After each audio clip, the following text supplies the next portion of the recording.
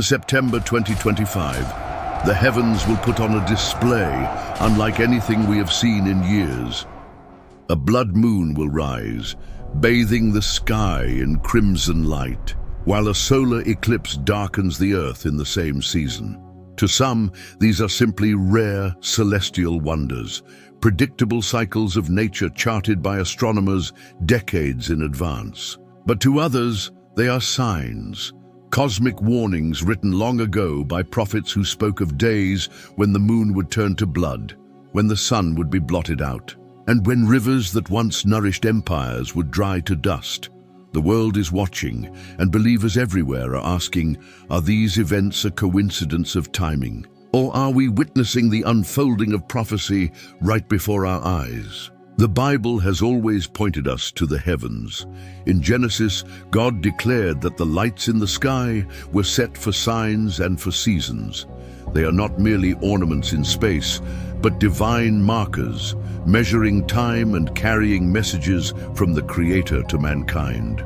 Throughout history, nations trembled when the sun vanished, when blood-red moons rose over battlefields, when the heavens seemed to speak of something greater than human understanding. And in September 2025, once again, the heavens will stir hearts with awe and fear. The blood moon is more than a natural phenomenon. It is a mirror reflecting ancient prophecy. Joel wrote that before the great and terrible day of the Lord, the moon would be turned to blood. Peter, standing in Jerusalem on the day of Pentecost, repeated those very words, warning his generation that what they were seeing was only the beginning. John, in the book of Revelation, saw the opening of the sixth seal, and he wrote that the moon became as blood. Time after time, this imagery connects the celestial with the apocalyptic, the ordinary with the extraordinary. And as this red moon rises in our day, people ask, is it simply a shadow of the earth, or is it a sign pointing to what is to come? The solar eclipse carries its own message. When the sun is swallowed in shadow, the world remembers the plague of Egypt when darkness covered the land for 3 days. A darkness so heavy it could be felt. Ancient mystics and saints spoke of a coming time when the sun would vanish again, when only blessed light would remain. Some call it the 3 days of darkness, a prophetic echo that stretches from Moses' time to our own. When September's eclipse crosses the skies, many will wonder whether it is only the dance of planets or whether it is a foreshadow of that dreadful moment when light will be withdrawn and humanity will be tested in the dark. And yet, while the heavens send their signals, the earth itself groans with signs of its own. The Euphrates River, one of the most storied waterways in history, once fed empires and cradled civilizations. It was the lifeline of Babylon, the heart of Mesopotamia, the river that flowed through the earliest chapters of humanity's story. But Revelation 16:12 speaks of a day when the sixth angel would pour out his bowl, and the great river Euphrates would dry up, preparing the way for the kings of the east. Today, satellite images show its waters shrinking. Once mighty streams reduced to cracked soil, drought-worn dams have drained its life.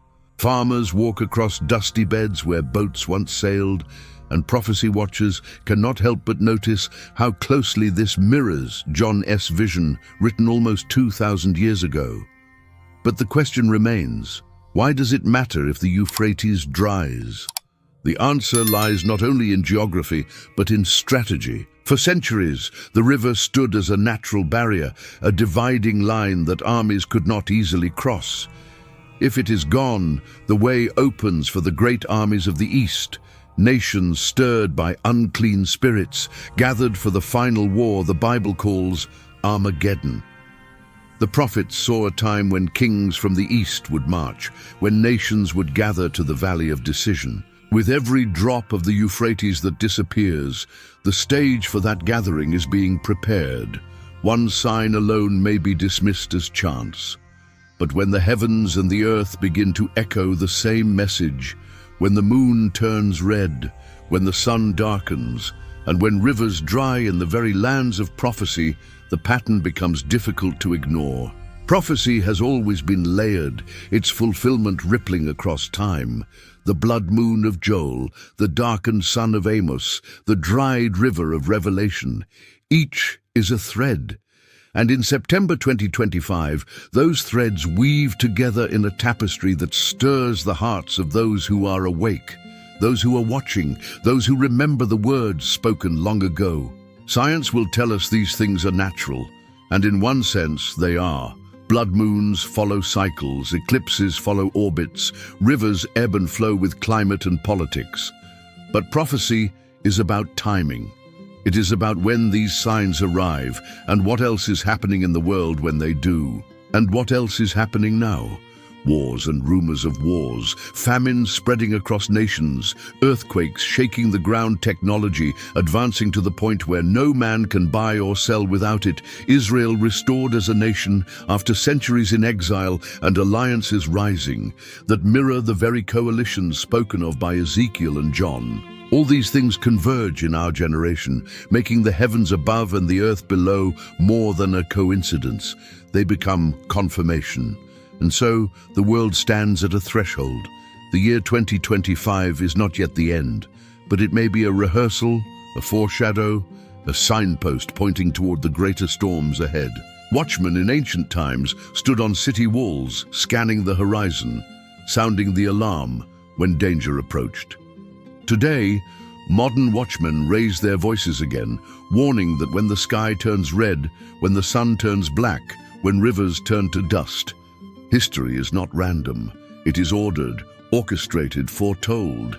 September will come and go, but the echoes of its signs may linger long after. The question is not whether signs exist. The question is whether we will recognize them. Will the world dismiss them as ordinary cycles, or will it awaken to the possibility that prophecy is alive and that history is racing toward its final act? As the blood moon rises, as the eclipse spreads its shadow, as the Euphrates fades into dust, the stage is set, the pieces are moving, and the clock continues to tick. And still, the greatest mysteries remain, waiting for the next sign, the next event, the next revelation that will draw us deeper into the story that began long ago and has not yet reached its end. The signs in the heavens have always been intertwined with turning points in history.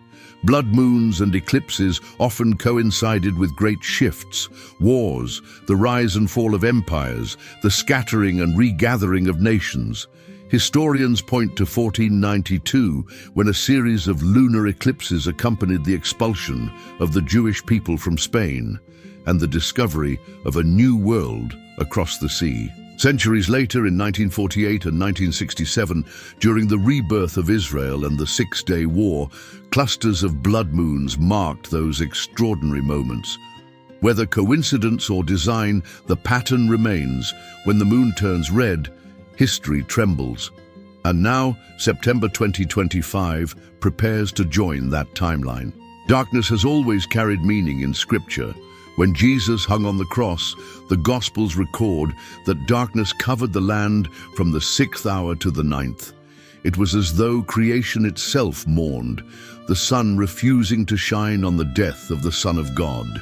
Centuries earlier, the prophet Amos declared, "I will cause the sun to go down at noon, and I will darken the earth in broad daylight." These were not merely poetic words, but warnings of a time when judgment would be written in the sky itself. Every eclipse reminds us of that ancient pattern, light withdrawn, shadows stretched across the earth, a whisper that the same hand that once blotted out the sun can do it again in a moment of final reckoning. But prophecy is not confined to the skies. It is also written in the rivers, mountains, and valleys of the earth. The Euphrates is more than a river. It is a boundary between civilizations, a border mentioned from Genesis to Revelation. It was by the Euphrates that Adam and Eve's descendants spread.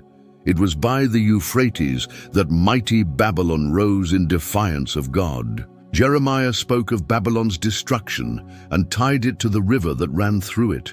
When Revelation speaks of its drying, it is as if history comes full circle.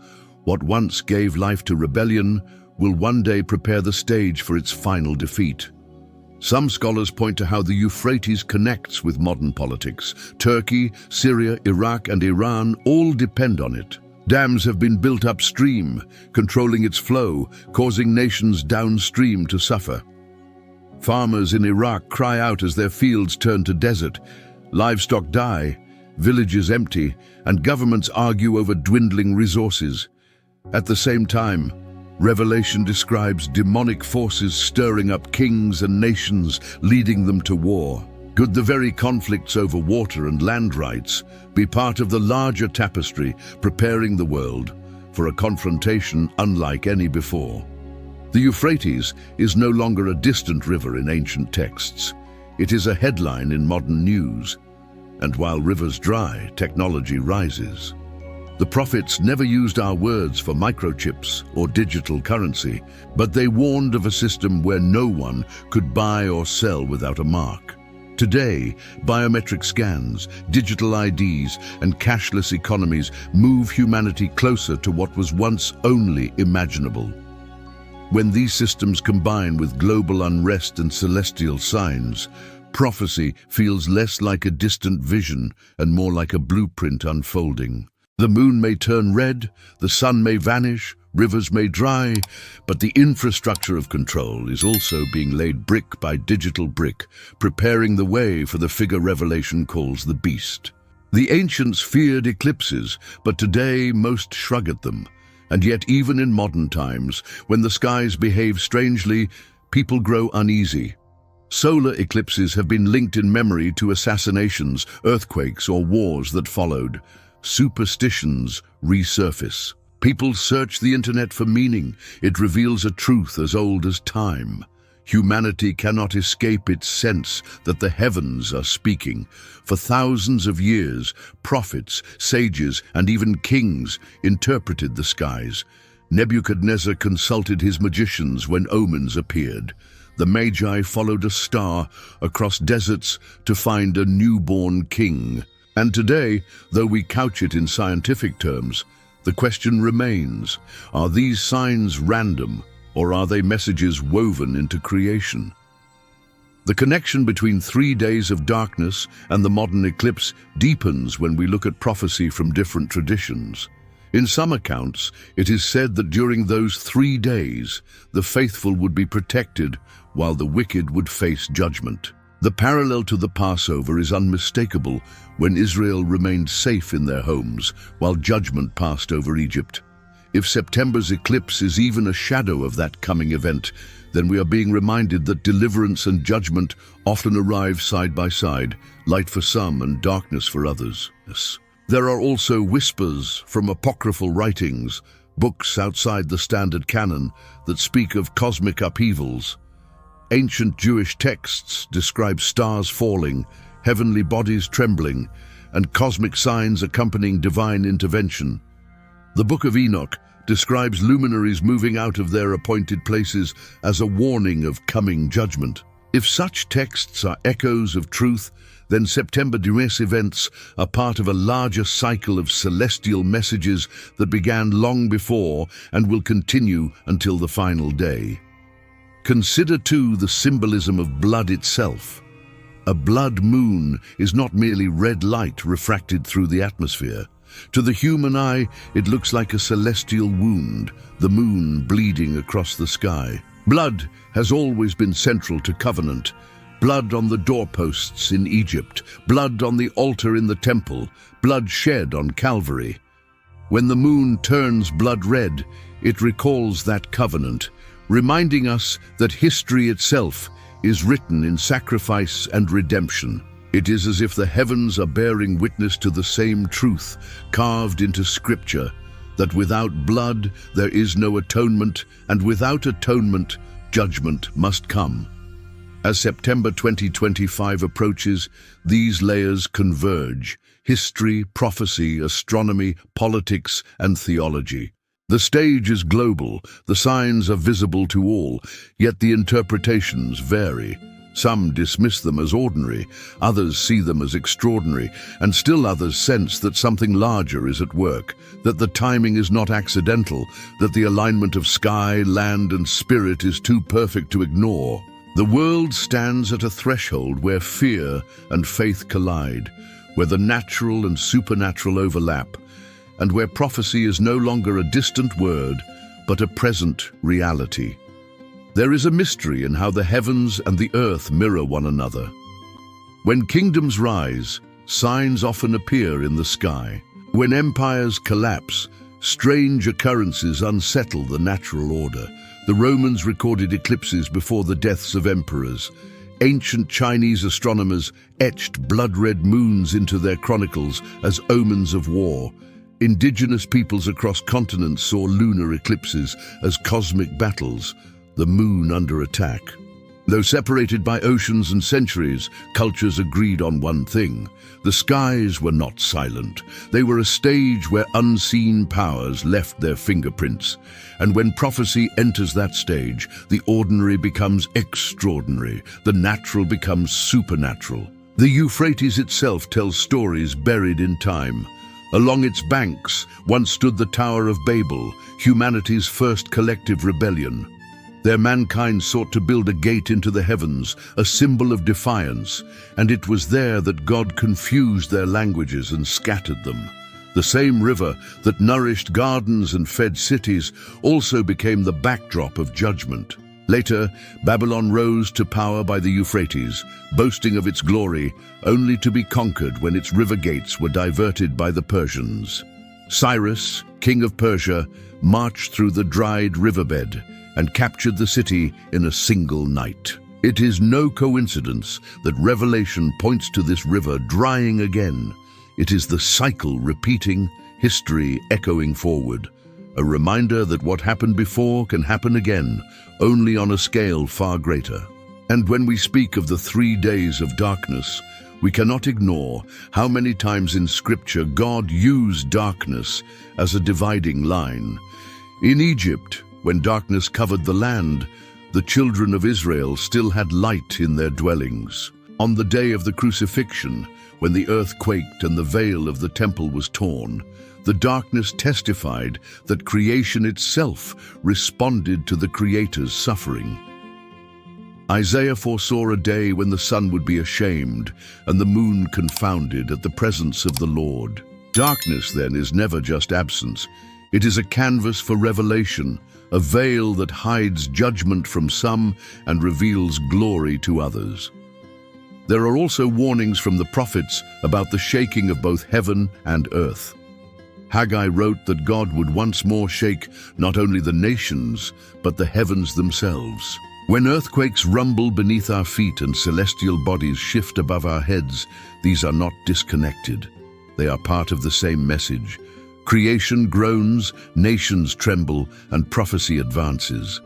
As blood moons, eclipses, and rivers drying converge, we are reminded that nothing in the cosmos moves without purpose. Every tremor, every eclipse, every drop of water lost is part of a script written long before man ever drew maps or calendars. Beyond scripture, traditions from other parts of the world add to the mystery.